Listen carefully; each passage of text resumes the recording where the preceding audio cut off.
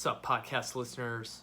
It's your host, Rafał Matuszewski, and I'm going solo. And now you have a background of how my place looks, and how terrible my hair looks before I get ready to go to the clinic at Restore, as it says on my shirt. And again, I'm filming this, so all my audio listeners, if you want to see the behind the scenes of how I do my solo episodes, hit up my YouTube channel, which, by the way, has a shit ton of videos. So I checked the other day and I scheduled a post later this week that I have over 900 videos on my YouTube channel. So that breaks down to exercise tutorials, which is like over 200,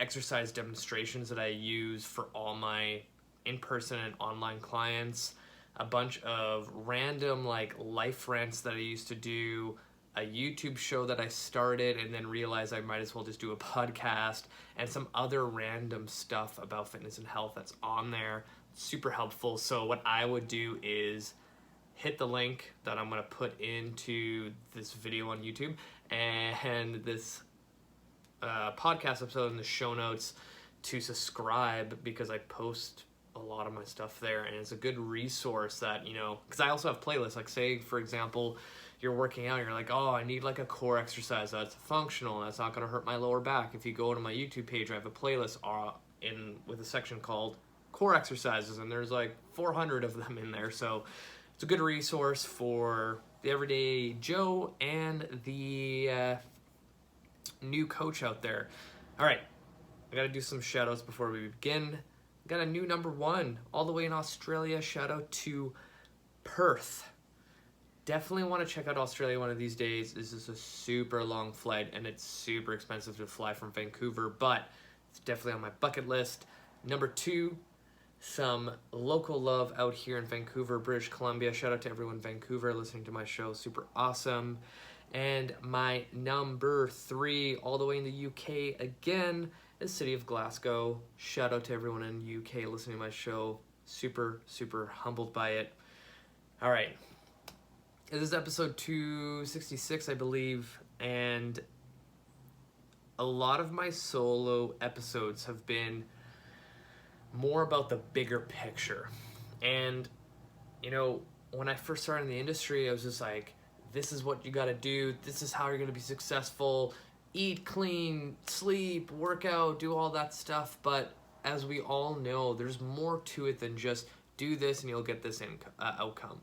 And yeah, there is a lot of people out there that do really well on that, right? So like, for example, me, in 2 months when I was in high school, I dropped 60 pounds because I literally read everything there was that I could get my hands on about fitness and health, and it all kind of said the same thing of make sure you sleep a lot, eat a lot of veggies, eat a lot of good lean protein, and work out a ton. And I did that right off the bat, like literally the next day.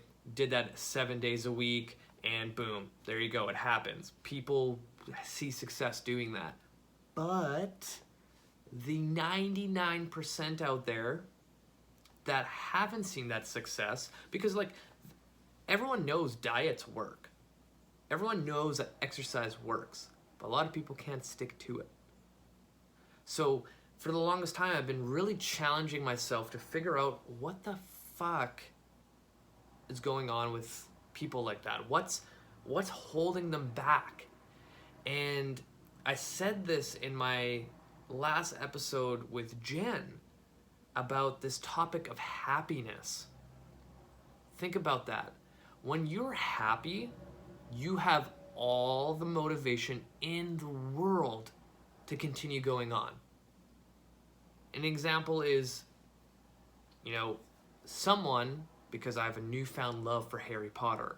If someone really enjoyed the Harry Potter series and they picked up a book and they started reading and they were like, holy shit, this book is giving me fulfillment, I feel happy while reading it, you better believe that that person is probably going to read that book every single day until it's done, or be one of those crazies that end up reading it in 1 day because it gave them fulfillment and happiness in here. So I started thinking about it. I'm like, why can't fitness produce the same feeling? Why can't getting healthy be about fulfillment and happiness? Now I really, really get this idea. I really, really understand it. So I started asking myself, what am I doing differently with my in-person and online clients that have been with me forever? I make it an enjoyable experience. That's my job. I try to make fitness and health not feel like a chore or a punishment, similar to my other solo episode about fitness is not a punishment, into something that is fulfilling. I have several clients that have been with me for 8 years. And, you know, I would like to think it's because of my awesome, charming personality, but it's most likely due to how I structure the hour, how I converse with the person, how I set out simple goals, see them achieve, and it becomes part of their life. They get fulfillment out of it. Like, I don't think I've ever had a client, like, I don't remember the last time I had a client where they weren't looking forward to their workout, you know? And this comes back to this idea of happiness. I want to challenge everyone out there who's struggling right now to find a piece of health or fitness in their life that gives them happiness. So an example is, for me, I enjoy going to the gym to challenge my body. I enjoy going to the gym where I've created a goal, and every time I show up, I'm getting closer to that goal. And a good example that happened recently was hitting my 300-pound deadlift. I had a year and a half or even 2 years that I set that goal out, and there was a lot of ups and downs, but I knew that if I kept showing up, I was gonna get there. And when I got there, I filmed it, I felt awesome, and I was like, holy shit, sky's the limit, I can't wait to get back. So that was my example.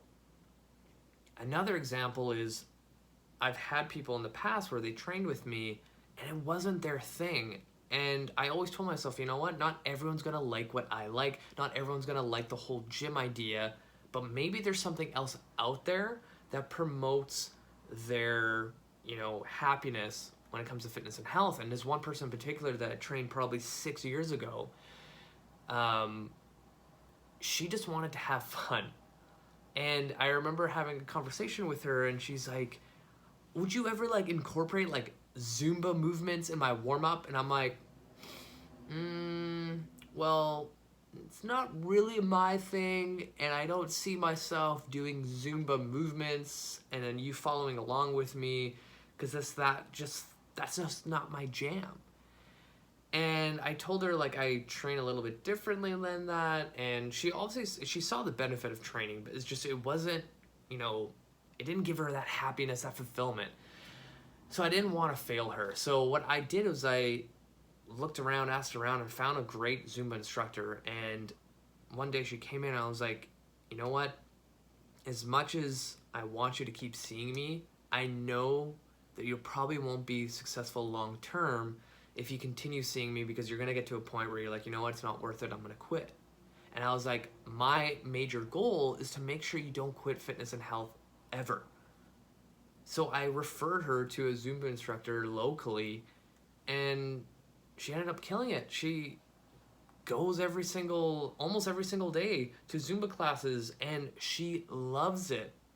Yeah, she could probably get stronger lifting heavy shit or do some more mobility stuff to help her shoulder, but she's finding fulfillment and happiness from just doing Zumba, and it's good for her health. She's moving, and she's not sitting on her couch and not doing anything. And another good example, and I changed this way of thinking probably 4 years ago, when CrossFit got so popular. I absolutely hated it. I thought it was stupid. People are getting injured. It's unsafe. But the amazing thing that CrossFit does is they build such a strong community, and it attracts people to go. And I looked at it, I was like, holy shit, an example is that at my clinic, we have a lot of CrossFit patients, and they're all the same to the point where it's almost like a family, and they would never, ever leave their families. They have such support for one another. They hang out outside the gym. They do everything together. They are like bonded, and they get so much happiness and fulfillment from showing up in their box and doing the WOD and whatever. Like, that's an amazing thing. Find a fitness thing, a health thing that brings fulfillment and happiness inside you, because that's going to be the best motivation ever. You following a 30-day cleanse diet bullshit, whatever you found online because your friend did this ketogenic hybrid of a diet and lost a bunch of weight, and you think they found their happiness, fuck that. Don't do that. That's not gonna like help you long term. I want people to change their lives, that when they're 60, 70, 80, 90, they're still putting around doing some sort of form of exercise because it brings them happiness. That's the ultimate goal. That's success. I'm going to stop it right there because I'm over my time of 10 minutes. But let me know what you think about this concept, because I think that's the key. I think that's the secret.